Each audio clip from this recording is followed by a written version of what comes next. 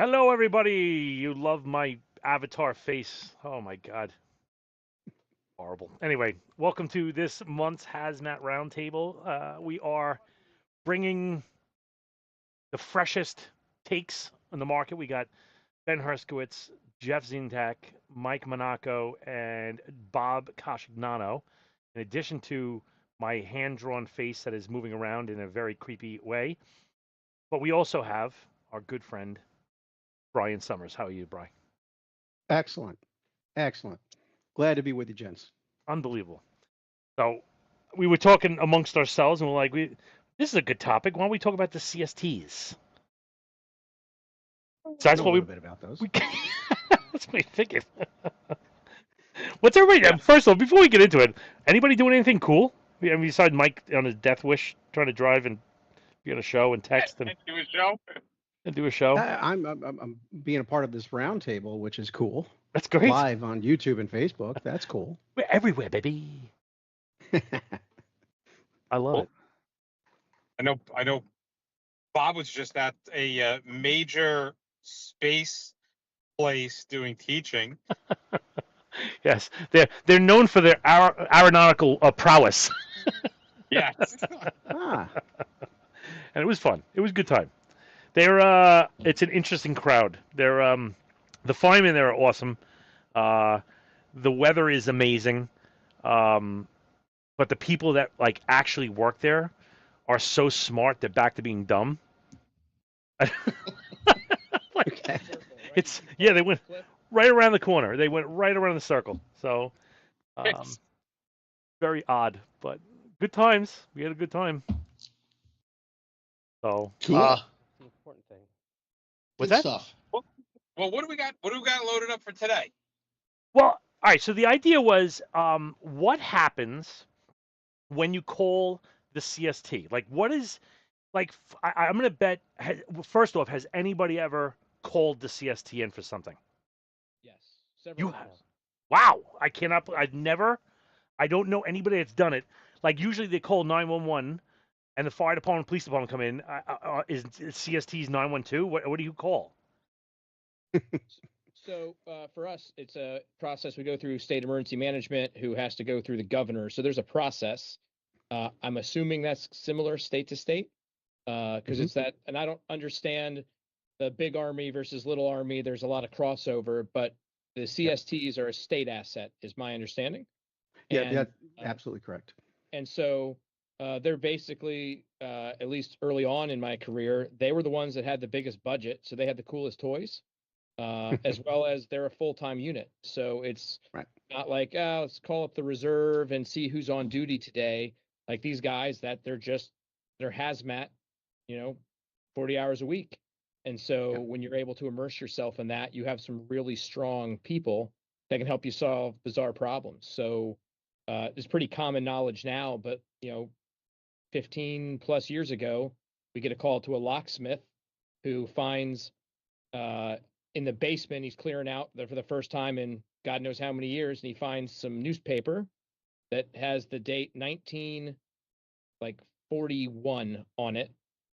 He unrolls it, and there's these two glass cylinders in a metal clamshell with a hole in the center. He has no idea what it is, but it's labeled tear gas. And so we now know that those are some of the protections that they used to put in safes, so that if you tried to drill the lock, you'd break the glass, release the chemical, or if you tried to use a torch, you heat it up and it expands, breaks the glass, releases the chemical. Back in the good old days. Right. Yeah. So the call we had, he's like, I think it's tear gas, and we're like, well, I don't know anything about this, so we do some research, and we're like, oh, these are vials for safe protection. And they're like, cool. And we're like, okay, well, what's in them? And then it says, well, banks used to put chloropicrin in it because it's a tear gas that goes through most gas masks. So you can't just use a gas mask to sort it out. We're like, all right, well, that's bad, but not terrible. And then you keep reading, it says, except for the military version in which they used phosgene. And you're like, well, that would be bad if I released that in the middle of a city. And then you keep reading and you find out that for super secret squirrel stuff, they would have one tube of each. And the theory behind that was chloropicrin goes through the gas mask, but it won't kill you. phosgene will, but it's easily filtered out. So by using both, you take off your gas mask so you can puke because of the chloropicrin, and then the phosgene cleans up. Right? Mhm. It's like the third batter, or excuse me, the fourth batter, in the game. Like it's the cleanup. And Don't try this at home, kids. So now the problem is, what do we do with it? How do we deal with it? So they were one of the first units that had ramen, and so they came out and they shot the tube. The first tube comes back chloropicrin. Everyone's like, we're like, not yet. And they get the second tube, it comes back chloropicrin. And so now we know we don't have as big a problem. And so fortunately for us, they were on their way to an event at the Little League World Series. So they rolled in heavy. It looked like they were taking over the town. They had all of their vehicles. They didn't need them all, but they were on their way. So it worked out. And our personnel got a great upfront view at all their equipment. And that was, I think, the first time that our staff really got to see the civil support team in all its glory. I mean, they have a mobile lab, at least ours, I'm assuming it's standardized, but they have a mobile same lab. across the board. Like, I could give you base knowledge. certified lab. So Yeah. I was 23 years in the military, retired from the Army in 2020. 14 years of that were on the CST teams. Started as a second CST upstate New York and finished as the first sergeant for the 24th CST in Brooklyn. That's how I come to meet Mike and Bobby many years ago, doing ride-alongs on Hazmat 1. So what you began saying before about the CSTs, you're right. It is a state asset. Okay, it is under the control of the Adjutant General of the state, the 2-star of the state, who's then called by the governor. So we are a state asset. And the difference is, you said the difference between like a federal and a state. One's just different pockets of money. Title 32 money for the state and Title 10 for federal. That doesn't say that the CST for that state can't be federalized. It could if there was a big event, but for the most part, they just work for the city. How we're called, there's different ways of doing this. So there's an official way. Of course, they get the call. The governor calls the adjutant general, and then it comes down the pipeline. But before that happens, there's relationships that are built. For us, it was with FDNY, NYPD, FBI, WMD task force, and so on and so forth in the city. We all had each other's numbers. So if something was going down, we'd get the hint, nudge, nudge. The commander would get the call, and he'd say, hey, we got something going down, alert the team. We would do what's called an alert and reassemble. And then I start the email or the phone chain. Everybody gets recalled in, get here as fast as you can, and then we start rolling people out. The ADVON, the Advanced Liaison Vehicle, which is usually the commander, somebody from ops, and then a small contingent of the survey section, which are the worker bees who actually go down in the suits. They go out and they do what's called an IC link up and just say, hey, we don't take it. Nothing was taken over. They just say, we're an asset. This is what we're here for. What do you need? And then the rest of the main body's on the way. With the vehicles, like you said, we have our own lab.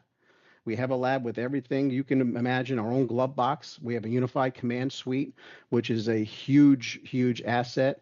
CSTs can roll into a footprint and provide communications for everybody there. Let's say you had a fire department, police department, EMS, you got everybody on different radios. The CST have the ability to take those radios and link them all together to put them on one common operating. Wow. And That's they crazy. can even get their own line of communication via satellite, even if all the cell phones and everything went down. So CST is an incredible asset to anybody. And like I said, it's all about that relationship building. You got to build that relationship. And I'm curious to know, so Ben, where are you from? Pennsylvania. So we have the third CST out of You got the third. Newtown Gap. Okay, so you guys have a good relationship with your CST. Okay, Bob? In How about you, Orlando. Okay, so you have a good relationship with the 48th? 44th. 44th. 44th. Okay. 44th. How about you, Jeff? Where you at? Phoenix, and Yeah. I want to say we're the 43rd, or I think the 9th. No, not too sure. But I got friends out there too. You're probably you're probably But more I got correct. And I don't really, you get forget that stuff after a while. But yeah, that's the key thing, is that relationship building. Now, not every CST does it. Most of them should. Some of them are a lot stronger than the others. But when your state, local, and county agencies know what you have and they know what you bring to the table, that just makes it all that easier to say, yeah, we need these guys over. Well, I mean, you guys it's different. You know what? First of all, Mike Heinwich says he loves the CST in Texas. I'm sure Texas is big enough they probably have at least one. They've got one. Yeah, the only ones that have two is New York, California, and Florida. All right, yeah, we were with the 653rd and the 1043rd. What were we with? Like, I don't know. I don't care. That's the one in You're Germany. randomly making up 773rd in Yeah, Germany. just making up numbers. Just making up numbers. Making up numbers. Jeez. No, but the CSTs every time they came to ride along with us, were bringing a very different lens to the metering cache. Like they brought different meters, they used them for different things. Even like they were almost I don't want to say taken aback by our approach of using the exact same meter. They were like, "That's novel," and I'm like, "No, but that's normally how we do it." And they're like, "That's not how we do it." And that cross training or that conversation was very valuable to me. Yeah, CSTs are much more methodical. If you think about the duties, think about the two different types of teams. Firemen, bunker suits, going in, saving lives, blasting in there, usually first on APR until you think there's some ethyl, stinky stuff. Then maybe you'll go to a SCBA. Whereas the CST, we go in level A. That's the first thing we go, especially if it's an all hazards approach, and maybe a BG4, so we get some at least 3 hours downrange for doing a reconnaissance. But we're going in the unknown, and that, as you said, we're bringing everything from FTIR, Raman scatter. I mean, JCADs, multi-gas meters. We're bringing everything under the sun to try and figure out what we have down here and do a good site characterization of what the incident is. But firemen, as you know, and because I'm more in the radiation field now, we realize that they're firemen first. They're not radiation specialists. They get maybe that 1 hour a year of refresher training. So CSTs, that's all they do. That's it.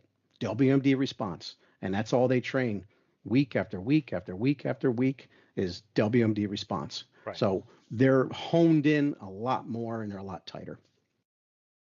They're also specialized in their position, correct? Like you're not just getting a team with a GCMS. You're getting a guy with a GCMS and the guy who's the specialist in the GCMS. Oh, yeah, absolutely. It's called the nuke safe, or the NIMSO, nuclear medical officer. That guy's highly specialized. Has a lot of training, and of course, we have the Shimatsu and all the different types of equipment that's in there, laboratory type equipment. So yeah, you get some really specialized and a lot of training. I would say this: when you join the CST, your first 18 months on the team are out training various courses. That's something I'll throw out to our guys here. I mean, do you think diversity in your topic versus specialization in your topic is good or bad? Like, you never knew who was coming to work. Guys break their legs. Guys, guys get married. Guy goes on vacation. Like, oh crap, Joe was the the GCMS guy, and now we don't have him. Crap. What do you do? What are your thoughts on that? I personally, the way we had things is we had like the number one person and the backup person. So in case something like that happened. Now there were times where they were all gone, and then you kind of go, "Well, who's on their truck today?" So I like the specialty aspect, but just because of the way we operate and the different things that we have to do on a daily basis, I think we have to be, more scattered, so to speak. Jack of all trades, so much. Yeah. One thing I can say about the CSTs is, if you've got, like I said, you have your nuclear science medical officer, but there's usually a backup to him. Right. Maybe not as smart, but can operate the equipment. And if there is a time where, let's say the guy wants to go on vacation, they'll pre-plan and get another NIMSO from another team to come in his place for that time. So it's very, very well coordinated. And in addition to that, each team, they have different stages, cycles, we'll say, that they're in throughout the year. They have like a bronze cycle, silver, where they have to be within 72 hours. And then you have what's like gold cycle. Gold cycle, you have to be able to get back. In our team, you had to be able to be back within 6 hours. So don't go drinking, don't go getting hammered, and that was for a certain time. We had to be ready within a certain period of time. So they really, and having so many teams that we do and all the people that are out there, there's a lot of help in there, out there. Sorry, go ahead, bud. Hey, Mike's out of his car. Yes. JG, go ahead, Bob. Jay, what do you think about specialization versus diversification? Is that me? Yeah. Oh, it kind of really didn't work for us. We have so many hazmat teams, and hazmat was a very small part of their job, and they were good at a lot of the stuff. It was kind of more my job, being the special operations, the safety officer, to kind of make sure that they, we're using the right tools. If they forgot about something, I was there to kind of help move them along.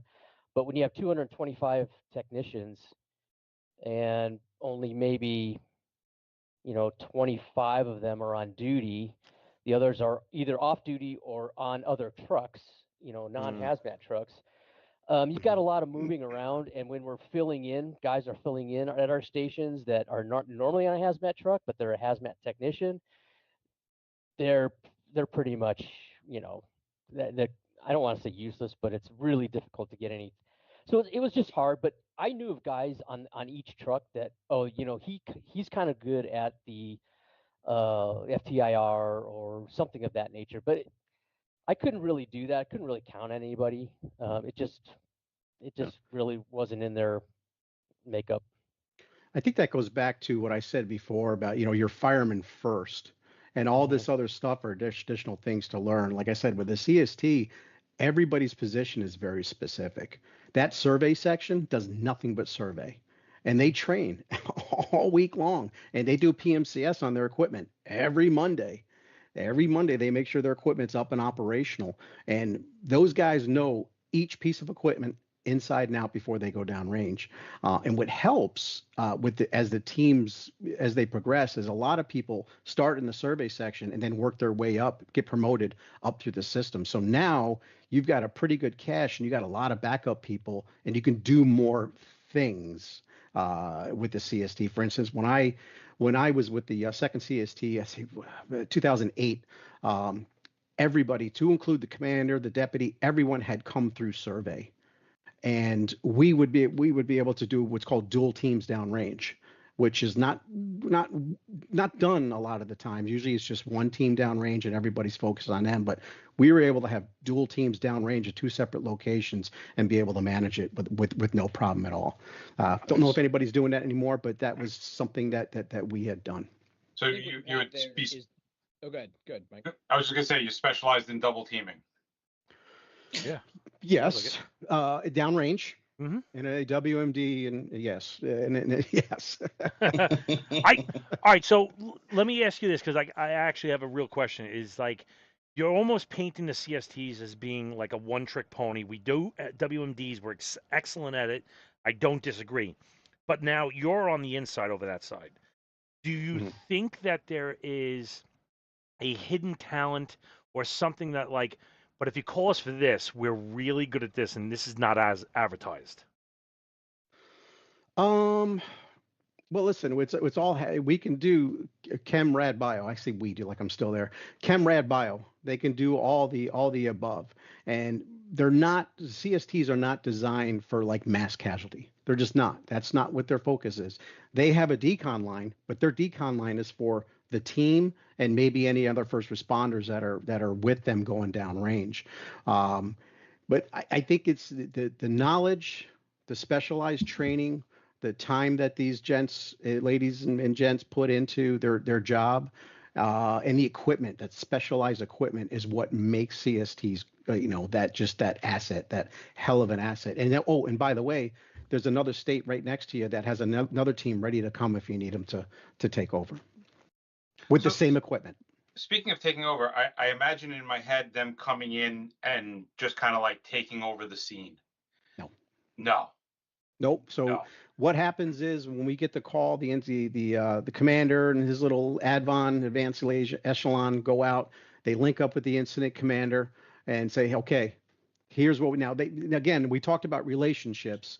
If you have a good relationship, that incident commander should already know what you have. They should already know what your assets, and they should already know when you're on the way how they're going to use you. But it's the job of the commander to get there and say, okay, here's what we are, here's what we have coming behind us, here's what we can do for you in this instance. And then from there, we're at the call. We're an asset for that incident commander. We're not taking anything over.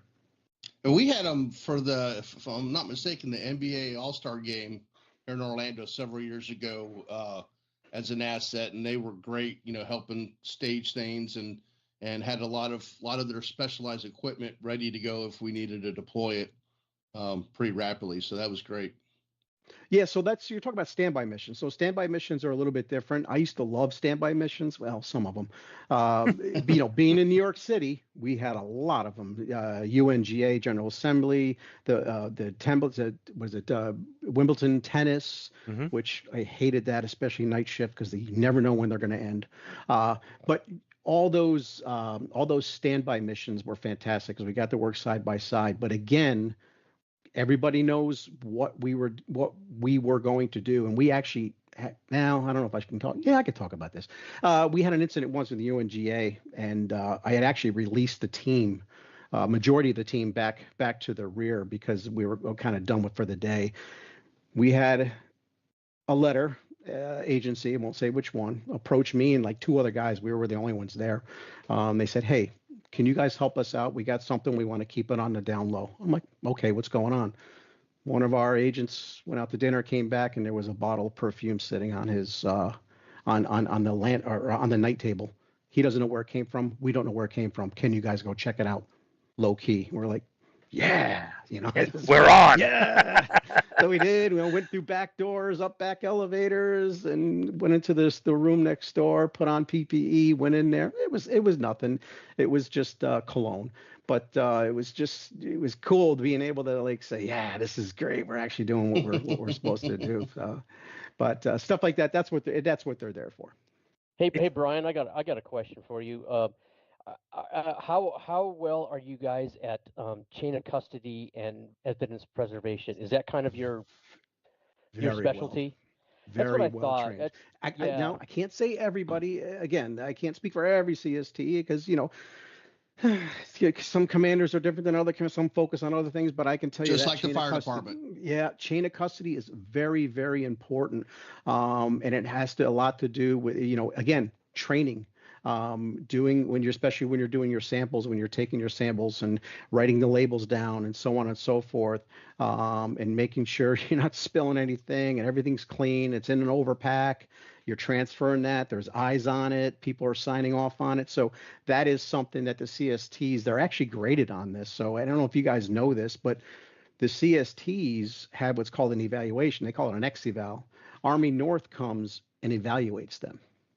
And they need to have a certain standard and pass that standard. If they don't, the team could do what's called go black. And that's not good.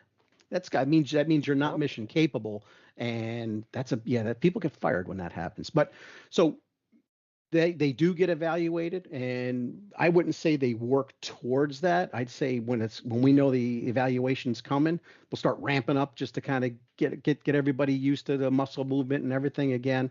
But yeah, the chain of custody, absolutely, it's very, very important, and they take it very seriously. Extraordinarily methodical. I think Bobby said they're very methodical.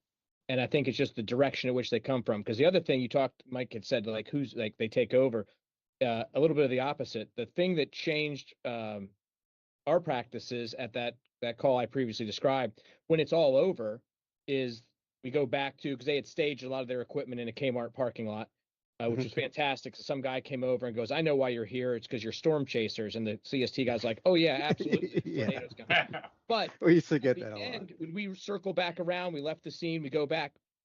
Their commander comes up to me and hands me a binder, and it's a turnover binder. And he's like, "This is everything that we did to this point that we logged. Here's what this team did. Here's the results from this test. Here's the calibration data for the meters that we used. Anything that you would need to document our time here's a memento of our time together," and hands me this turnover binder. And I thought to myself, like, that's brilliant, because up to that point, we had a cleanup contractor show up and it was like, "Hey, this shit's yours. Good luck." Like, there wasn't really a turnover. And in hindsight, that was not really the best way to handle that. And so that kind of changed for me, seeing a very professional, methodical team say, "No, you kind of have to be like part of our termination procedure is, what do we have to turn over to the building occupant?" And all of that came from watching the CST. And it's just, like I said, the methodical approach is amazing. We did some training with the Fighting 34th down in now what is it called now? Pickett, Camp Pickett, Fort Pickett. They went back. They were Blackburn or whatever the hell they used to be. Whatever, it doesn't matter. But I gotta say, when they came in there, I probably shouldn't have mentioned the number, but it's all right. Is they came in there and they were used to being flexed in a certain way, and when they had these fire and military and EMS guys, because we brought in like a weird assembly of I don't want to say instructors, but evaluators getting ready for their evaluation, and they were like, "Who the hell are these guys?" Because we were doing things they weren't ready for. They weren't, we were making legit hydrofluoric acid. We were we were throwing $100 fake bills around. Like the whole scenario was so authentic. They were like, "Is this real?" To the point where the state police came in and was like, is this a joke or is this real? And we're like, it's a scenario. They're like, this is the realest scenario we've ever seen. And when we came out, they have they have a really effective, and I gotta say, I want to take from this, because they were like, I don't care how good we had it, we're still going to critique it. And they were like, what needs to be improved? And even us, like as instructors, they were critiquing our teaching. And I was like, I walked away from that thing going, damn, these guys are really about improvement. And it was impressive. I love those guys, but like I'm sure every CST does that type of thing. But the want to get better was palpable. Yeah, well, you need to get better, especially in that fight. It's because it's not a different, or it's not a question of, oh, will this happen? If I mean, like if you're an infantryman, like when I was a Bradley fighting gun or fighting vehicle gunner, will I go shoot my gun somewhere over in the desert? I don't know. With CST, yes, you're going to be in that suit. You're going to be in a level A rebreather, what have you, and we're going to be very well could be in some methyl ethyl stinky stuff, or in a rad situation, bio, something like that. So it's about a life and death. Is there a breach in your suit? Is your suit okay? Or is your equipment running? You don't want to waste time down there. But no, you're absolutely right. I think it's great. I think it's great. Good stuff. Anybody got anything else before we wrap up? No, I have to say that we did train a lot, and I think you're right. The 9 CST sounds correct. It's been a while. It's been 6 years. We had a really good relationship. I think you're right. Building that relationship with them is important, because they came to our trainings and we came to their trainings, and so we got to know the people really well. And we never had to call them, luckily, but it was always in my back pocket that if we ran into something crazy, like we got some sort of some bio thing, or some chemical warfare or something like that, I always knew that our guys would be good at just taking control of, if we had patients, or kind of securing the area. But to go in, more than likely we're not going to be doing that, because if it is some chemical warfare, some bio, something that's made for a nefarious situation, they're not going to want us being there, because there's going to be evidence. There's going to be some preservation that's going to need to be done. and all we do is fuck that shit up. Like, Yes. I mean, Yes. bigger than normal. So I loved it having the CST in my back pocket. Yep. And I just thought that they were a great asset. So thanks for putting your efforts into it. One of the things I learned in 01 when we were running like 30, 40 powder calls a day, somebody said, hey, why don't we call the CST to help us out? And the comment was made, what, you don't think they're busy? And at the next training session, when we talked to them, they're like, dude, you guys should have called us. We would have been there and had a party for like a week. He said, we were literally waiting for a call and nobody called because everybody thought we were already busy. So the moral of the story is just reach out. If they're busy, they'll tell you. And they'll come do trainings with you. I know I was just doing a WMD class in the San Francisco area. The commander of that CST came and he talked with the group, interacted with them, talked about everything that they do, made the contacts, made the faces, talked about coming back to do, annual training, that they were required to do so much training and outreach and things like that. So they're definitely all about working together. Mm-hmm. I love it. It's get the relationship set up, make it an annual, monthly, bi-monthly, quarterly, whatever it is. Learn your people. Because that relationship, much like Brian's saying, is like you call up and you go, "Hey, Brian, I need a hand," and he's like, "Got it. What do you need?" And it's like it's done. It's just they're coming, and it's a great free resource. People are like, "Whoa, what about the funding?" You don't worry about that. It's taken care of. Yeah, that's one thing. On Go ahead. grants too, because people are like, well, I think that's wasteful. It's like, here's the deal. Your taxes have already paid for it. Your failure to use it does not get you a refund. It's not like, oh, we didn't call the CSC this year, so right. Get some money back. You already paid for it. You might as well use it.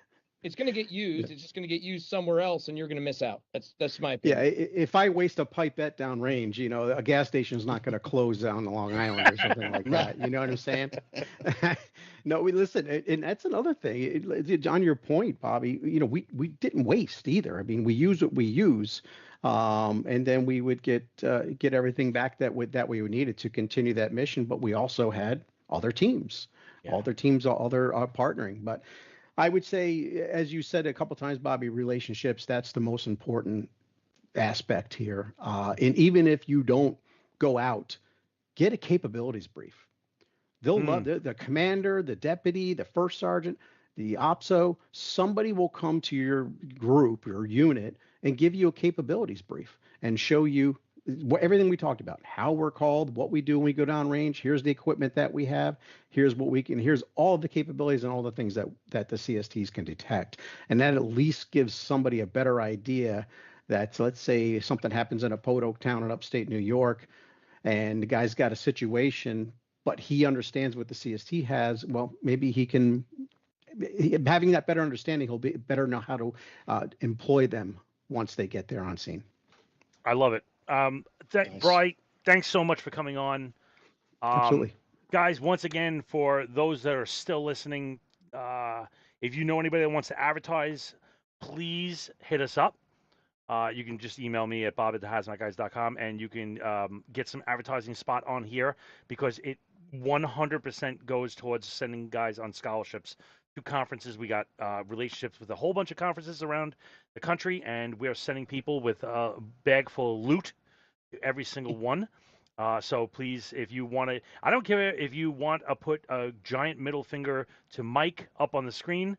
You are more than welcome to do that. I might throw $100 on just to show that how that works. You won't do it.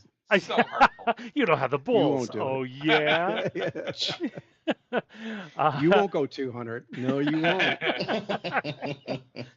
But Bri, seriously, thanks for coming on. Yeah, thank you very much. You're a wealth of knowledge in this field and more, and you're going to be back on soon. So thanks for coming on. I really appreciate it. Absolutely. Thank you all. All Great right, guys. Stuff. Great talking. Great talking to you guys, Right, and we'll see you next Tuesday, but not really. All right. We could FaceTime if you want. Yeah, we could do it. All right, everybody.